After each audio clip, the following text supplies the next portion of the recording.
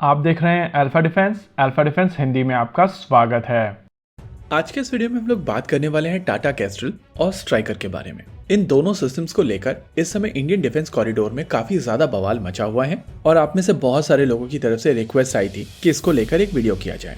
इस वीडियो के दौरान हम लोग समझने की कोशिश करेंगे कि ये कंट्रोवर्सी ओरिजिनेट कहाँ से हो रही है, इस न्यूज को लेकर लोगों की रिएक्शन इतनी ज्यादा एक्सट्रीम क्यों है। इसके अलावा वीडियो में हम लोग ये भी एनालाइज करने की कोशिश करेंगे कि क्या यूएस यहाँ पर भारत को आर्म ट्विस्ट कर रहा है, क्योंकि आप में से बहुत सारे लोगों का यही मानना है और मुझे कमेंट सेक्शन में बहुत सारे ऐसे कमेंट मिले हैं। देखिए, इसी साल भारत और यूएस के बीच में एक रोड मैप अग्रीमेंट साइन हुआ था और इस रोड मैप अग्रीमेंट के हिसाब से भारत और यूएस के बीच में फास्ट ट्रैक टेक्नोलॉजी कोऑपरेशन होगा। साथ ही क्रिटिकल एरियाज में दोनों देश मिलकर को प्रोडक्शन करेंगे। ये क्रिटिकल एरियाज हैं air combat, land mobility systems, intelligence, surveillance और रिकॉनेसेंस सिस्टम्स, म्यूनिशंस और अंडर सी डोमेन सिस्टम्स। यहाँ पर लैंड सिस्टम कैटेगरी में यूएस की तरफ से स्ट्राइकर को ऑफर किया गया है और यूएस का ये ऑफर आज का ऑफर नहीं है। यूएस की तरफ से भारत को स्ट्राइकर काफी पहले ऑफर कर दिया गया था। इनफैक्ट भारतीय थल सेना की तरफ से साल 2019 में 198 unit wheeled armoured fighting vehicle recce and support के लिए एक रिक्वेस्ट फॉर इन्फॉर्मेशन रिलीज किया गया था और ये request for information general dynamics को भी गया था। यूएस का ये ऑफर बेसिकली इसी चीज के बेसिस पर है, लेकिन ये जो को प्रोडक्शन वाला ऑफर दिया गया है वो इसी साल फरवरी में दिया गया था। अब जब ये कॉन्वर्सेशन शुरू हुई थी तो यूनाइटेड स्टेट्स ऑफ अमेरिका के सेक्रेटरी ऑफ डिफेंस और सेक्रेटरी ऑफ स्टेट्स यानी कि लॉयड ऑस्टिन और एंटनी ब्लिंकन इंडिया में थे। ऐसे में मीडिया की तरफ से जब डिफेंस सेक्रेटरी गिरधर अरमाने से पूछा गया कि भारत को यूएस की तरफ से जो ऑफर दिया गया है स्ट्राइकर का इंडिया में जॉइंट प्रोडक्शन को लेकर, क्या भारत उसमें इंटरेस्टेड है, तो अरमाने साहब ने मीडिया को बोल दिया कि हाँ, इंडिया इसमें इंटरेस्टेड है, लेकिन उनका मतलब किसी ने नहीं समझा। देखिए, उनकी तरफ से सीधा सीधा कहा गया है कि अगर इंडिया में कोई प्राइवेट सेक्टर कंपनी यूएस के साथ में स्ट्राइकर को लेकर एक जॉइंट प्रोडक्शन फैसिलिटी भारत में डालना चाहती है तो जरूर डाले। अगर वो ऑफर देना चाहते हैं तो वो ऑफर जरूर दें, लेकिन किस सिस्टम को अक्वायर करना है वो अरमाने साहब का डिसीजन नहीं है। वेपन सिस्टम्स को खरीदने के लिए जो प्रोसेस है वो एक अलग प्रोसेस है और अगर स्ट्राइकर वहां पर सारी रिक्वायरमेंट मीट करता है, साथ ही वो कॉस्ट के हिसाब से यहाँ पर L1 साबित होता है, तो उनका सिलेक्शन हो सकता है।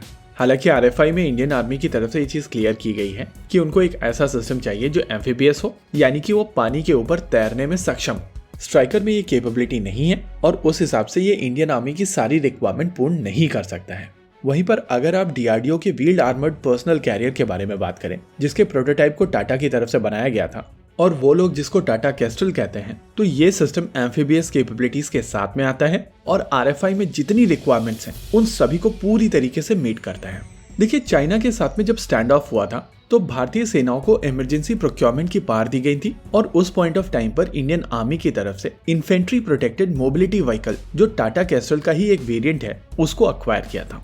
नॉर्मली जब इमरजेंसी परचेजेस होती हैं तो आप सिस्टम बाहर से खरीदते हैं, लेकिन यहाँ पर पहली बार भारतीय सिस्टम अक्वायर किया गया था। ये चीज दिखाती है कि इंडियन आर्मी इस सिस्टम को लेकर कितनी ज्यादा एक्साइटेड है। वहीं पिछले साल जून में भारतीय थल सेना की एक और रिक्वायरमेंट को लेकर एक्सेप्टेंस ऑफ नेसेसिटी दे दी गई थी और इस रिक्वायरमेंट के हिसाब से एक wheeled armoured personnel fighting vehicle जो anti tank guided missile launch करने में सक्षम हो उसको अक्वायर करने की बात कही गई थी। देखिए, भारत सरकार की तरफ से इस रिक्वायरमेंट को लेकर कोशिश की गई थी कि प्राइवेट सेक्टर कंपनीज आगे आए और वो लोग सिस्टम बनाएं।